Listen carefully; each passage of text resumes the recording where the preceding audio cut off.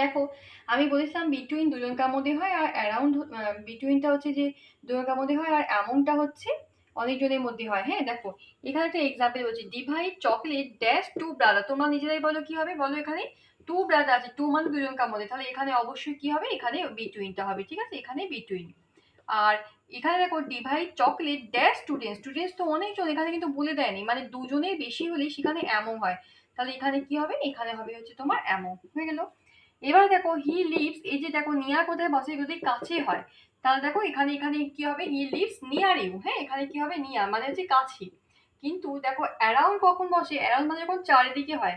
দেখো আমি একটা বলেছি moon moves dash the earth, মানে পৃথিবীর চারিদিকে ঘুরছে, তাহলে এখানে কি হবে বলো তোমরা নিজেরাই, এটা হবে অ্যারাউন্ড। এরকম মনে করো এটা যদি হয় এর চারিদিকে ঘুরছে, ঠিক আছে, এরকম করি, তাহলে এখানে কি বসবে, অ্যারাউন্ড। বুঝতে পেরেছো? তাহলে এটা তোমরা খাতা